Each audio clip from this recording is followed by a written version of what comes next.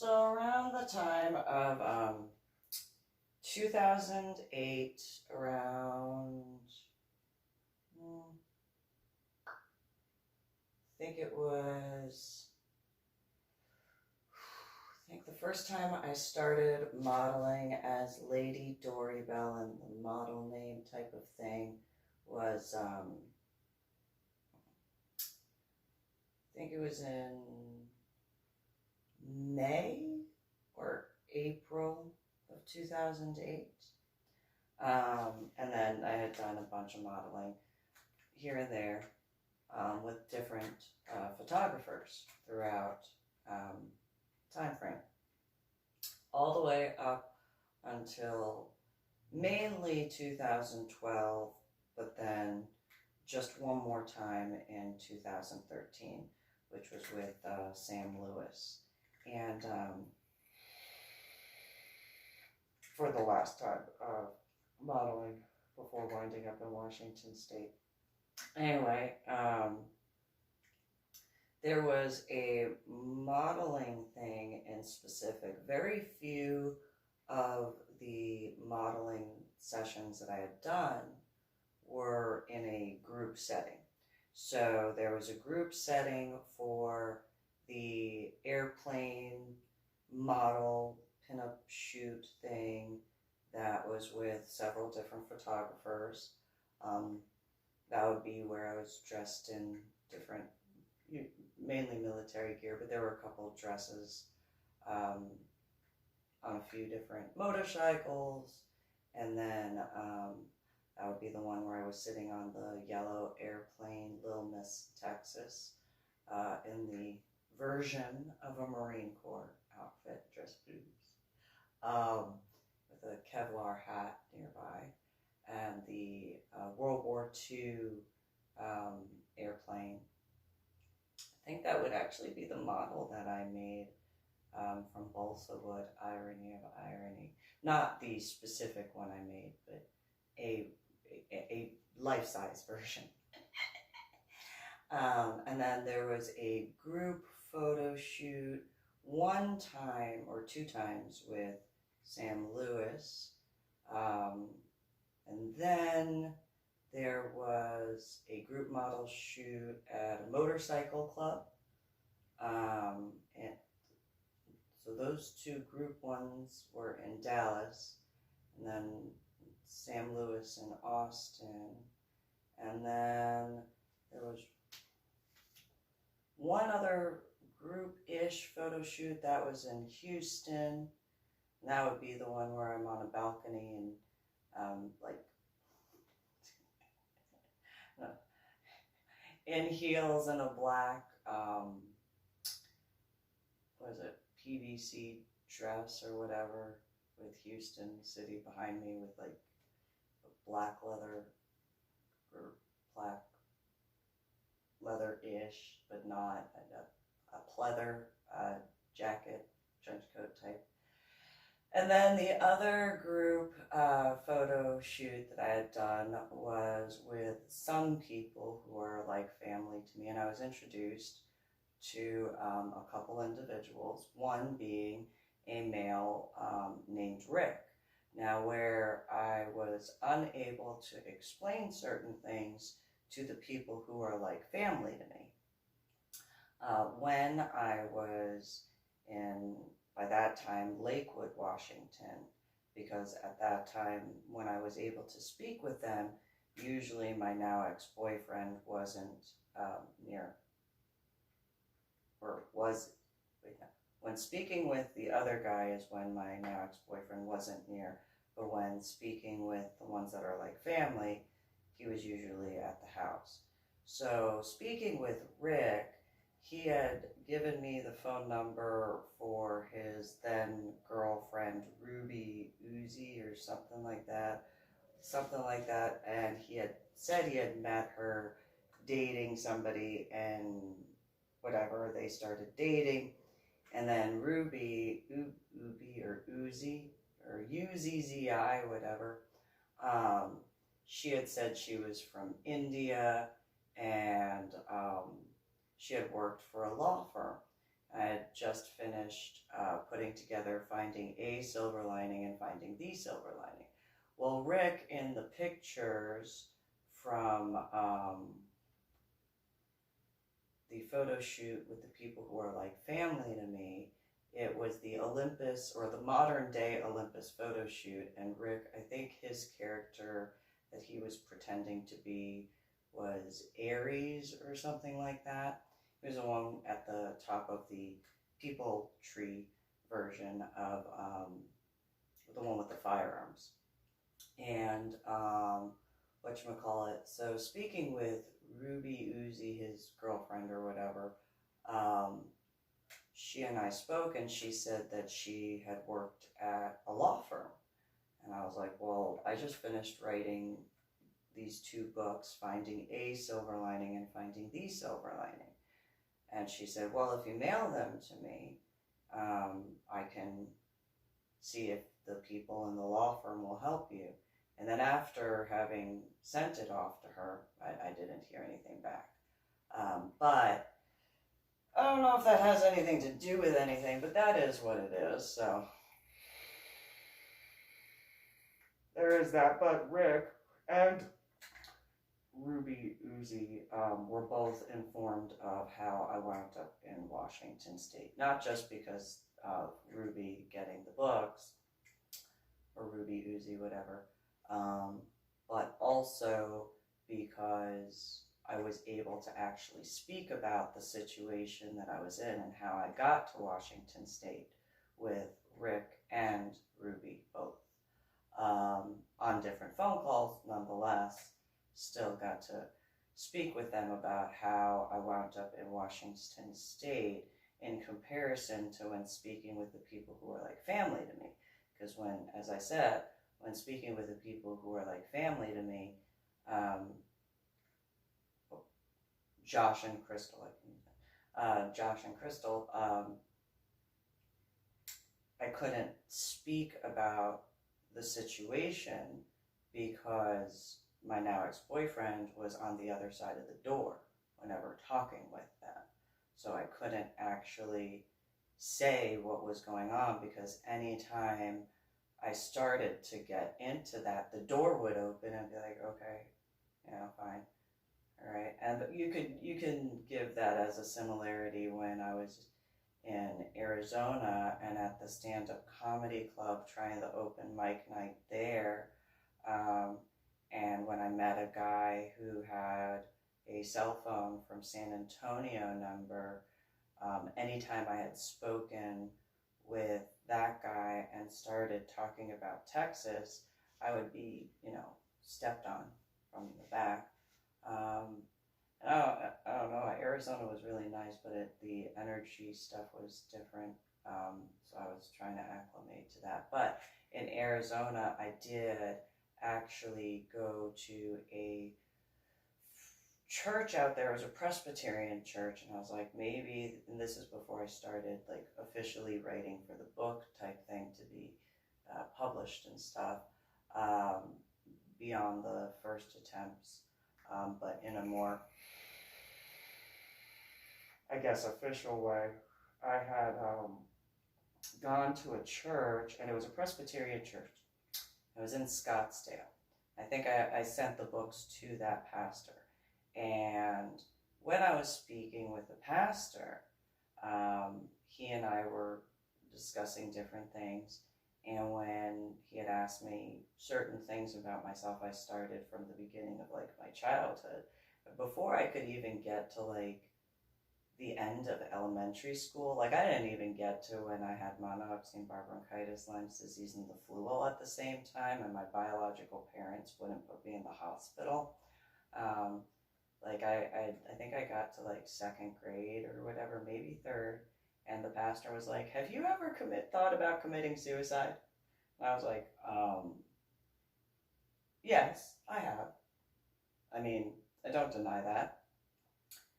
Waking up from the head injury on Palm Sunday from 2000, after the head injury and didn't understand the subarachnoid hemorrhage in the frontal lobe of my brain aspect, and then being in medical hold, I was dealing with constant headaches and migraines, and I had never felt that type of pain before. Um, and then I, was constantly getting in trouble at that point, and like the headaches and migraines, like I couldn't put that into words. Um, Whatchamacallit, yeah, I did multiple times. And he was like, well, what did you do? And I was like, well, I was given a whole bunch of medications, and I figured that would be like the quickest and easiest way. So I tried mixing it with vodka. This was back in 2000, and I finished off like essentially 6 month supply of different medications, and I woke up, and the pastor was like, "Oh my God, what did you just say?" And I was like, I took a whole, like I did. And he asked, "Have you tried since?" I was like, "No, not since, essentially being pregnant, because I had to make sure that, I was responsible for that sort of stuff, and I didn't want to do that and explain that sort of stuff." And he was just kind of like, "So I knew this one nun many years ago who had been essentially a missionary and went to a village." And I was like, "Okay." And he said, "And those villagers had tortured her and burned her at the stake, but some military guys were able to get her and take her to safety." I was like, "Oh, okay, that's cool." And he said, "And do you know what happened?" And I was like, "She survived."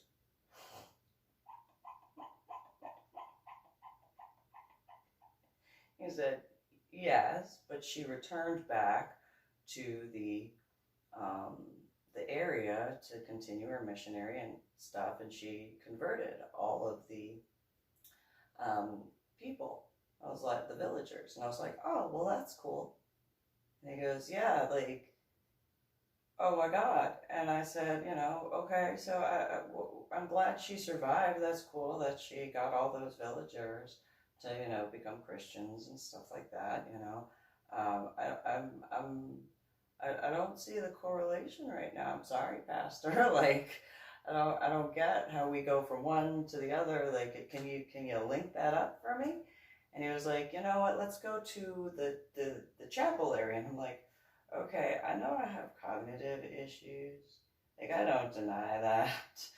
I'm failing to understand this."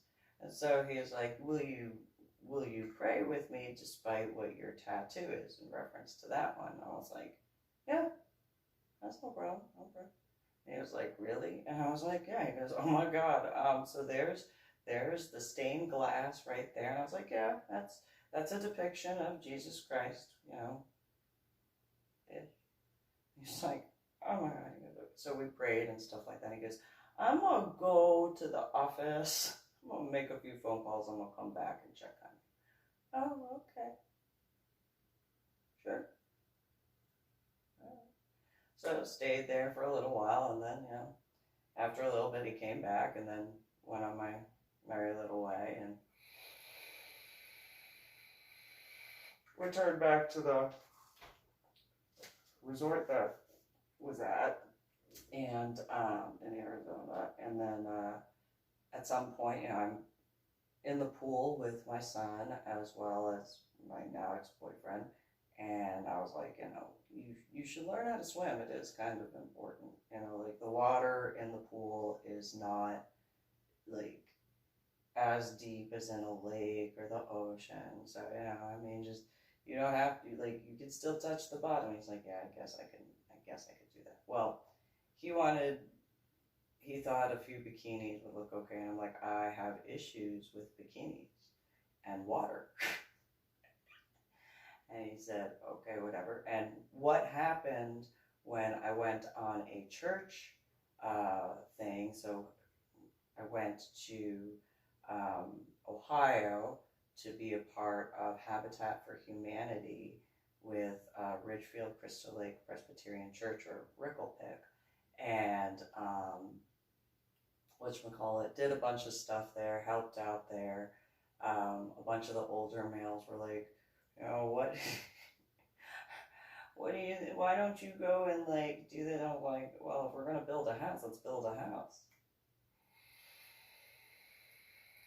I can pick stuff up, Like, I know I'm a female, but like I can pick stuff up. And they were just like, yeah, okay, and they were like, well, if you're so strong, then why don't you pick up that banister? Oh, okay. So where do you want me to move this? And they were just like, oh, that's like the long banister. That's not the little banister. And I was like, well, you said we needed to put it up, so where do you want me to move this thing? And so go and carry it up the stairs and hold it in place. A bunch of guys, do the bolts to screw it in and everything like that. And I'm just like, okay. So fast forward to after the Habitat for Humanity thing, we wound up going to Wisconsin. And in Wisconsin, there is this lake that one of the parishioners of the church had as a vacation house, or it was a family member's house or something like that. So they had these water skis and a boat. I was like, oh, cool. And I've never done that before, but I could just go swimming and be perfectly fine. Well, the people were like, we'll show you how to do it. I'm like, okay, sure, whatever. And so the water skis, the shoes were way too big for my feet.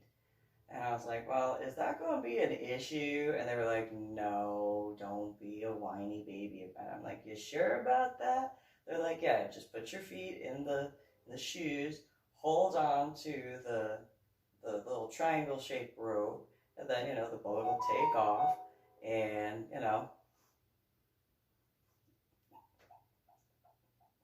we'll go. I was like, okay. They're like, and then you'll stand up and just hold on to onto the little rope thing. Oh, okay.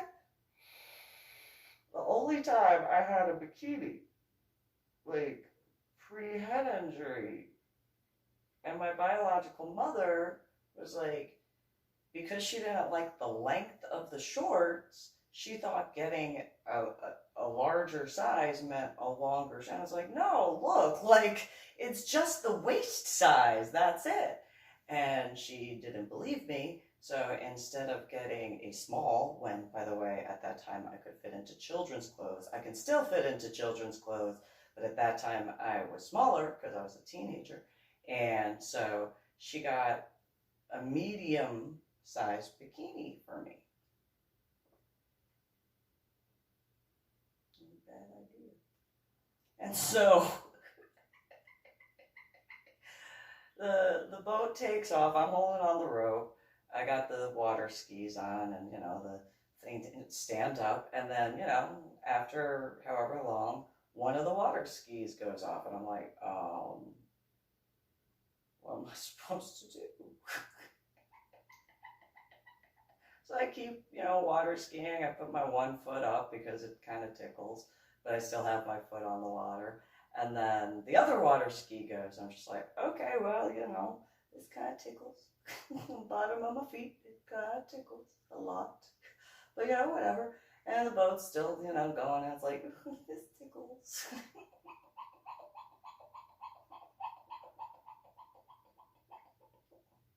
Well, then they hit a wake and, go up, and I, drop to my knees. And I'm like, oh, shit, what do I do? So I stay holding onto the rope. Most people probably would have let go, but, I didn't know any better.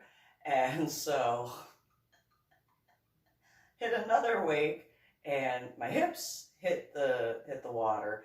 And there goes my bathing suit trunk. And I was like, oh, I don't think so. And I obviously let go, try to reach for my bathing suit bottoms. And I literally felt the fabric go between my fingers. I'm like, come on. And then no. And I was like, oh, no. And so when the boat came back around, they're like, hey, we got the water skis before getting you. Oh, okay, thanks. Not that matters. And I'm like, so do you guys got a towel? And they look down at me and they're like, no, why? Well, and I explained to them what happened. And one of the females was wearing a t-shirt over her bathing suit. And I was like, could I have that to like wrap around my waist? And she was like, no, I don't want it to get wet in the water, even though I'm on a boat.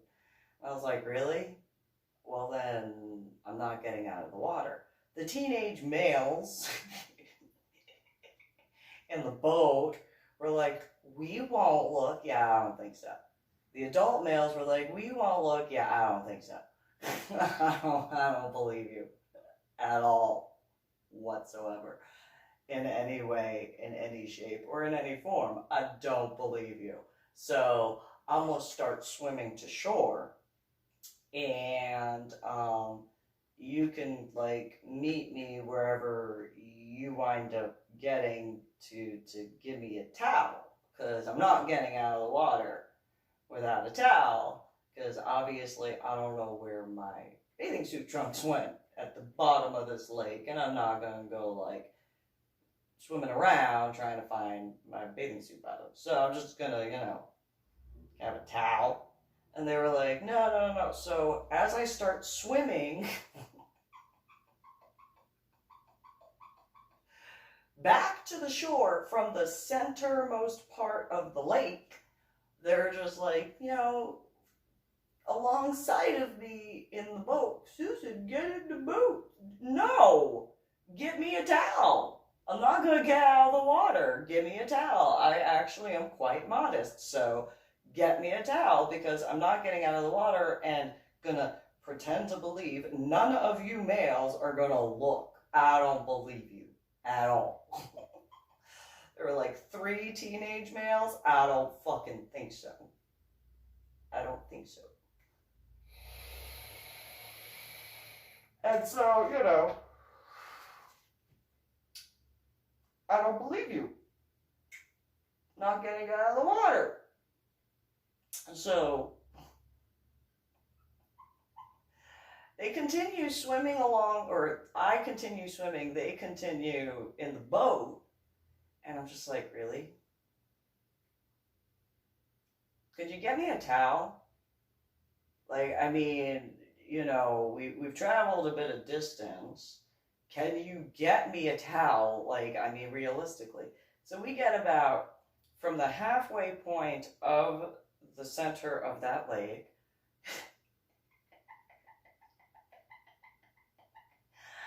to about halfway back to shore before they're like, well, fine, we'll go and get you a towel. It's like, oh, thanks.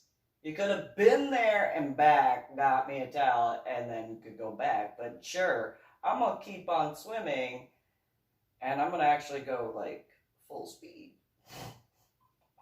Ish. Because I like to swim.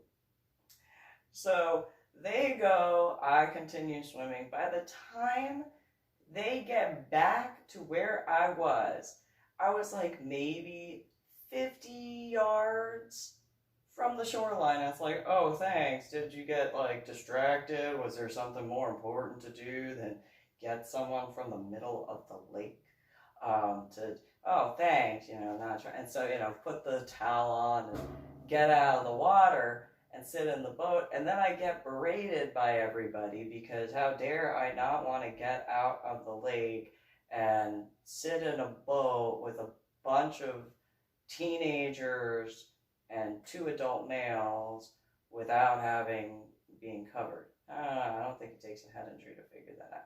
And so, at this point, at that time, no, but like at this point, I don't know why. So, in that relation, go to dive into the water in Arizona. I have a bikini on. Now the bottoms fit, top fits. That's like got a spaghetti strap. And I tell my son, who's a teenager, and I was like, I'm going to dive into the water. And when I dive in the water, I'm going to swim directly to where you are. I'm going to tickle your feet. And if you just move a little bit, I will not get your feet. But if you stay in the same place, I'm going to tickle you. And he was like, "You okay, Mom? You can't swim out this far." Yeah, okay. Sure. Really? I scuba diver? Okay, I love you. Dive in the water, and I stop, and I pop up to the surface, and he's like, "Ha ha ha! I told you you weren't gonna get me." I was like, "Yeah, no, I broke a strap, so no, I'm gonna go back to the resort room because I broke a strap, and I'm telling you I can do this." So I go back to the resort room, change into a different bikini. Didn't think about this. Obviously, I didn't remember that story of what happened when I was in Wisconsin at that time. So go switch into a different outfit. Come back out. I'm like, okay, gonna do this. I'm gonna dive into the water. I'm going to get you and tickle your feet if you don't move, like, side to side, whichever side. Do not move back. It's not, if you're going to stay in the same spot, I'm still going to get you.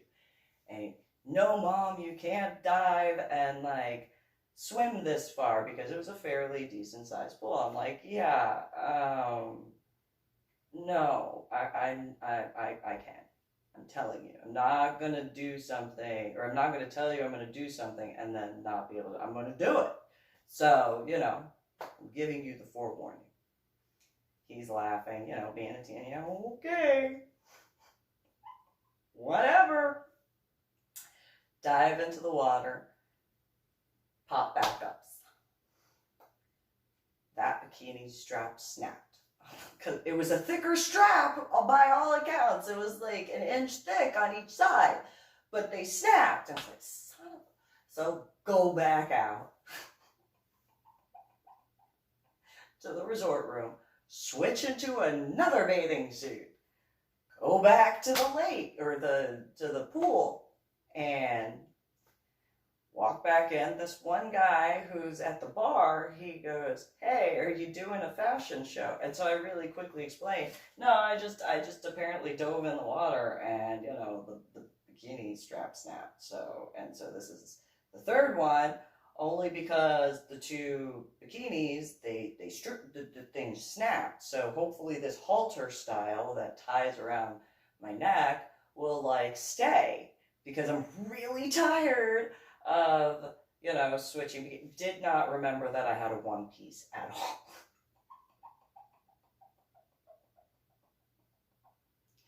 Probably goes into that memory issue thing.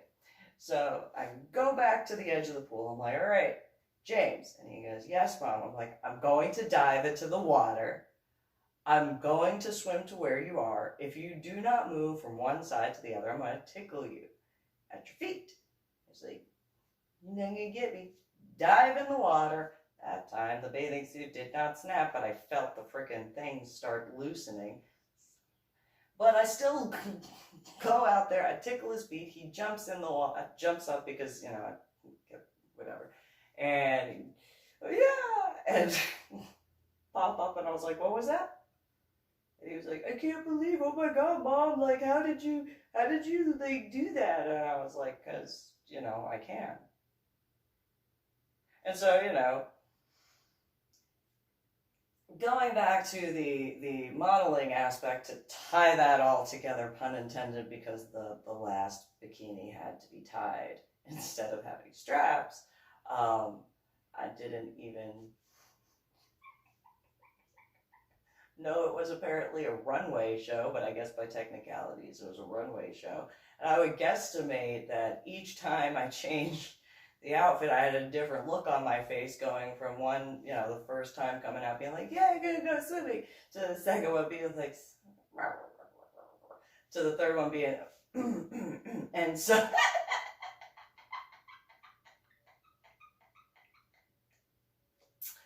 but, yeah, I did a few pictures with several different photographers under the name of Lady Dori Belle. I have never hidden that from people I was in a relationship with at all.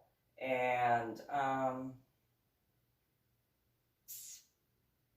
yeah, So I did do a few, and I mean, you could literally watch the progress over the years, depending what I was wearing in reference to the different tattoos over the years of modeling. Although, realistically, modeling between 2008 April May timeframe to essentially 2013. I mean,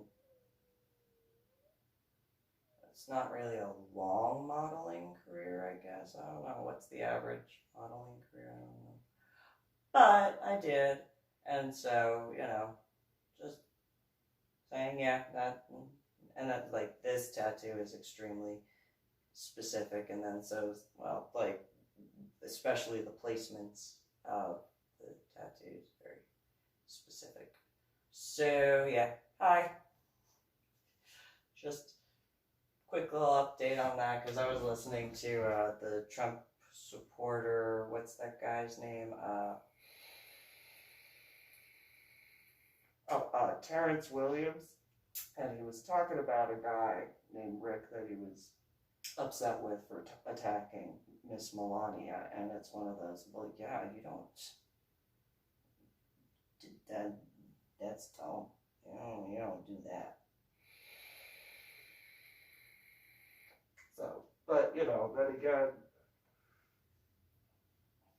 I mean, I defended Miss Melania during the 2016 election for president, because there was that billboard put up in Utah, and like the news broadcast had done that either the day of me getting ready to go volunteer at one of the events at this one location that apparently had Homeland Security in the business complex, and I go into to do the setup, and I'm like, "Hey, Ray, it's funny." And he goes, "What?" And I was like, "So you know who like is running for president?" We had talked about politics, at the club, no problem, is what it is. It's like, yeah, I go, "Have you seen Miss Melania?" And I had already said this to my now ex-boyfriend, but not in the same way. And I was like, "You seen her?" And he's like, "Yeah." And I was like, "So I'm gonna say any females who see that billboard and want to complain about what Miss Melania looks like and her modeling pictures, number one, if they are straight and they do not, acknowledge how pretty she looks, then they're just jealous in a bad way. Just jealous in a bad way.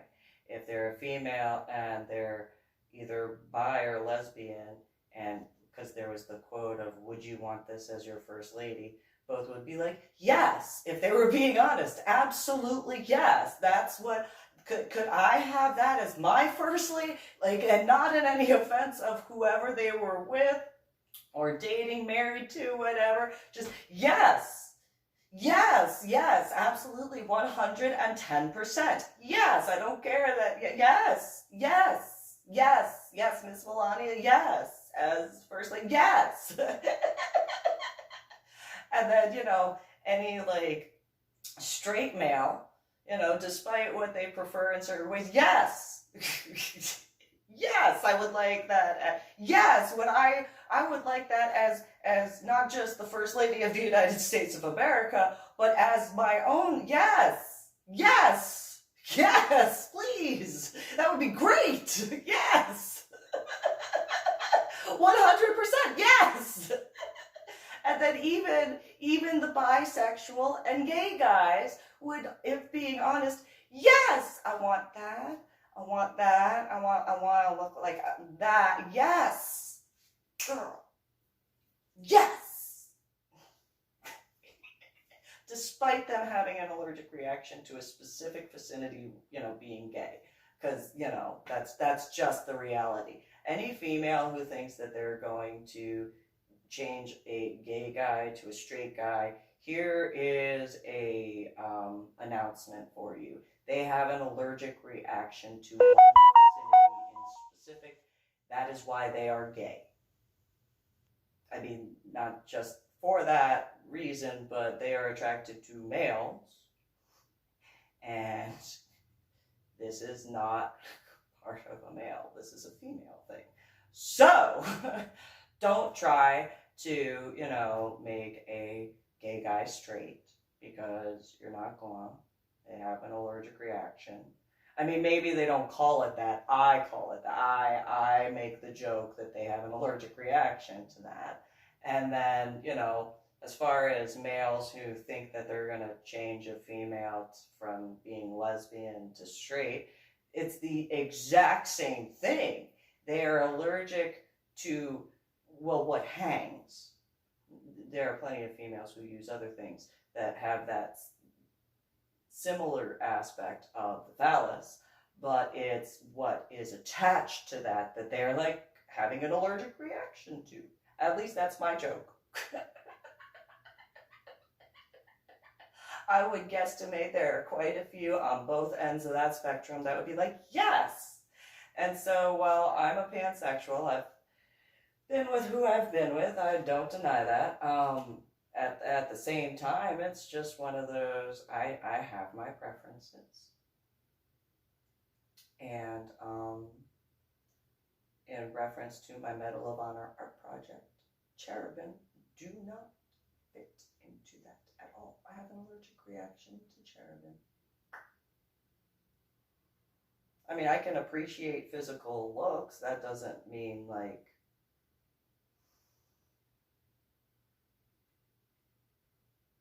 I want to be with that. I mean, I'm just saying, there are plenty of individuals who are decent looking, but, if they're not good people, then,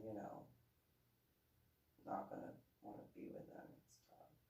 And definitely don't want to be forced into that, because I'm not that type of person at all. So that's just a little brief rundown of an overall sort of